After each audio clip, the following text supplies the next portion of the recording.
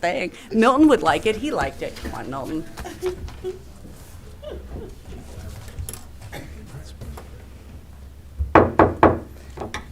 Good morning. It is 10:47, and I'm going to call to order the Land Bank meeting for the City of Ottawa. You don't have to readjust your screen. I am not Mayor Crowley, but I am officially still the chair of the Land Bank trustees.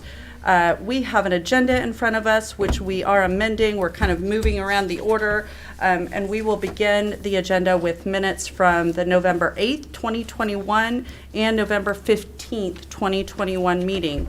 Before I entertain a motion to approve that, I do want to acknowledge that we have new members to our Land Bank trustees, and these individuals, Commissioner Graves and Commissioner Clayton, were not members of the City Commission at our last meeting, but now they are, and so by how the Land Bank was drafted, that means that they're official members and trustees of the Land Bank. So I will entertain a motion to approve the November 8th, 2021 and November 15th, 2021 minutes. So moved. Is there a second? I'll second. It's been moved by Trustee Crowley. Gosh, it's hard to switch that over. And seconded by Trustee Graves. Is there any discussion? All those in favor say aye. Aye. All those opposed, same sign. All right, that moves us on to our next item, which is a request for approval for financial recommendations from Director Landis. Director Landis, what do you have for us? Thank you. This is I did put in front of you a memo that kind of bullet points the items that we'd like for you to consider for the Land Bank Fund. If you remember, we created this in 2021. We did amend the budget for 21 and for 22. With the idea that initially we were thinking we would close this fund at the end of this year. But there's a couple of items here that we need to take care of, and then also a recommendation. So we'd like to transfer $10,000 back to the Economic Development Fund, which is where the original dollars came from to spearhead some of those original expenditures before any revenue came into this fund. We do need to make a transfer to the Debt Service Fund, which would cover the remaining debt service on the special assessment bond issue specifically for the coves. And this amount is the total amount remaining on the debt service minus the amount that was paid and during closing on the lots when they were sold. So this amount would need to be transferred back to Debt Service Fund.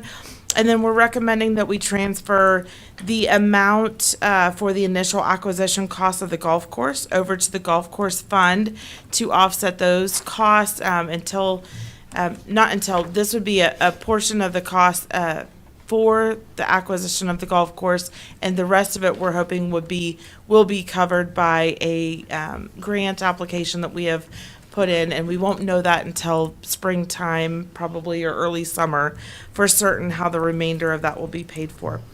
This would leave a balance in the fund of approximately $10,300, and we would recommend then that we would leave that in this account, leave the land bank open, so that we could use it for future acquisition of any other properties that might come up.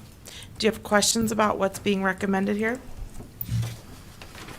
Since some of these funds are being used for the purchase of the golf course, can somebody give us an update on where we're at in the acquisition of the golf course?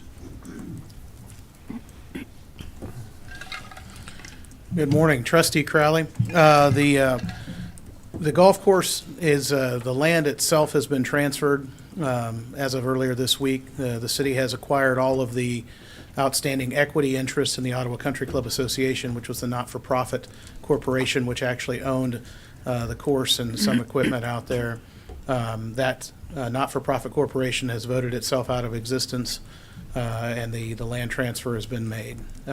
We have not fully satisfied the debt obligation against the land outstanding to GSSB here, and part of that is because the grant funds that Finance Director Landis talked about require us not to make expenditure prior to an award of a grant. So we want to maintain that part of the purchase until such time as we know that the grant is there and that we've been funded, and then we can use that to complete that part of the acquisition.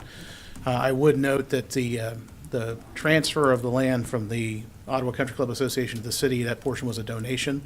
There is an appraiser who is certifying the value of that donation from the not-for-profit corporation, and then the payoff of the outstanding loan balance hopefully will be made when we have the grant later into 2023, and then that will fully close the transaction by which the city comes to possess the golf course and improvements out there.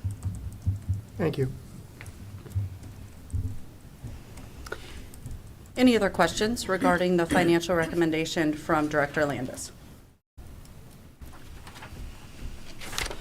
I just want to emphasize that we will be leaving a balance in the land bank fund, which will leave the land bank open.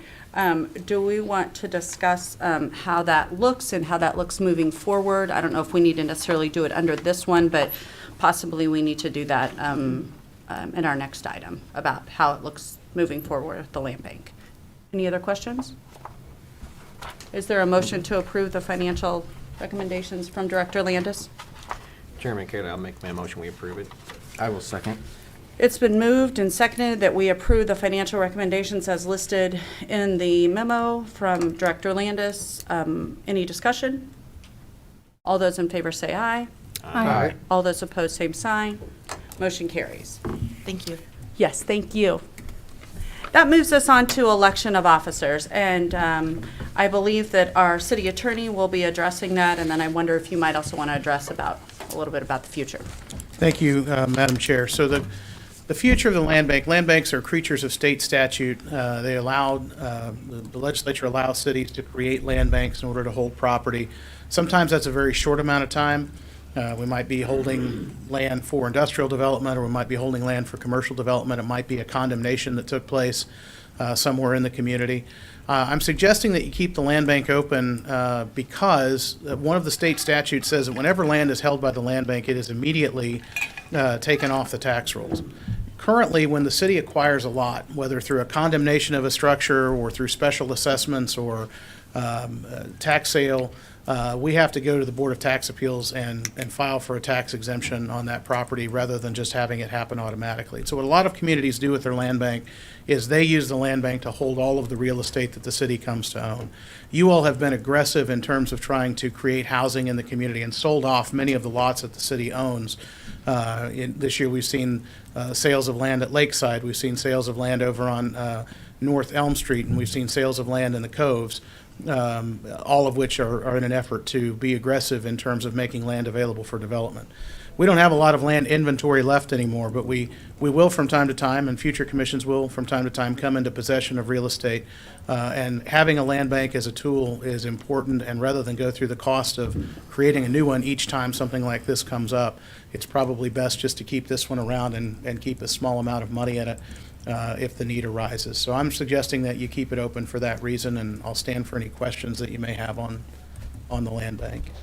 So, and if no questions, then the election of officers, as you know, we set up your land bank by ordinance to be the governing body of the city, also serves as the trustees of the land bank. The presiding officer has usually by custom been the mayor of the community. With some changes in state law a couple years ago, now we'll do the reorganization of the city commission in January, and without presupposing who the mayor would be, I would ask that you consider a motion today to change the chair of the land bank to be the appointed mayor in January at your reorganization meeting, and that person preside over both organizations for the duration of 2023 until a new mayor is appointed in 2024.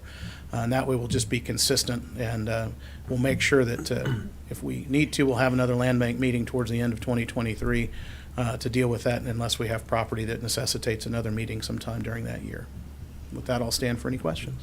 Just a question, did we have a vice chair for the land bank? I don't know if we did or not. We typically have not. It's just been the presiding officer that we've had the chair, and then we haven't worried really about a vice chair. So Okay, good. certainly can, if you all want to appoint the appointed mayor pro tem as the vice chair of the land bank, you can do that as well. Could be in the same motion. I'll make that motion. That'd be both mayor and the pro tem chair and vice chair. I'll second it. It's been moved and seconded that the mayor and mayor pro tem of that will be elected in January will be considered trustee or chairs, the chair trustee of the trustees for the Land Bank of the City of Ottawa. I think I got that right. I'm sure, Melissa, you can make that work, right? Sorry. Is there any discussion? All right. We will proceed to vote. How do you vote? Trustee Clayton? Yes. Trustee Skidmore? Yes. Trustee Graves? Yes. Trustee Crowley? Yes. And Chair Kaler? Yes, motion carries.